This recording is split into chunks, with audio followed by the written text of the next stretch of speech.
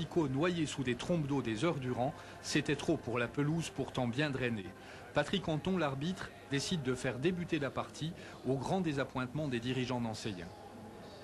Je suis personnellement suffoqué de voir qu'on puisse faire jouer ce match ce soir par un terrain comme celui-ci, alors qu'on sait que les règlements qui sont faits pour ça permettent de jouer demain après-midi. Mais Patrick Anton persiste et signe. Les 22 joueurs entrent sur un terrain qui n'a plus rien à voir depuis longtemps avec une pelouse de football. Au bout de 4 minutes 18 exactement, la raison finira par l'emporter. Monsieur Anton renvoie les joueurs au vestiaire. Les dieux du football n'ont plus qu'à s'en remettre à la météo. Voilà, et comme le précise tout à fait le règlement, le match a été rejoué cet après-midi. Nancy était logiquement favori dans la mesure où les Lorrains sont leaders et n'ont laissé échapper aucun point sur leur pelouse depuis le début du championnat. Question, la bonne série va-t-elle continuer? Réponse avec Gérard Clavel et Thierry Ville. 7400 spectateurs, 1000 de plus qu'hier soir. La pluie, en décalant le match de 24 heures, a fait les affaires de l'ASNL. Dès la 10e minute, Biancalani donne à Vérel, dont le centre au premier poteau trouve Hadji qui se jette et devance Mermet, ça fait 1-0.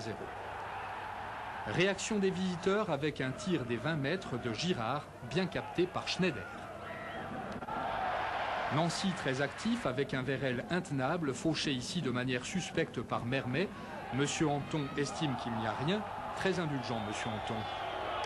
C'est un Nancy un peu petit bras qui atteint la mi-temps. Rouillet va avoir dans les vestiaires des paroles salvatrices, car les Lorrains vont se montrer autrement pugnaces en deuxième période. Zavarov récupère un ballon perdu par les Parisiens et part seul. L'Ukrainien attire les défenseurs visiteurs et donne à Vérel un caviar dont il se régale, 2-0. Le Red Star va revenir au score à la faveur d'un pénalty sifflé par Monsieur Anton à la suite de ce télescopage entre Fischer et Michel. Ce dernier se fait justice, ramenant le score à 2-1. Le troisième but va être l'apothéose pour Tony Vérel, le meilleur de son équipe cet après-midi.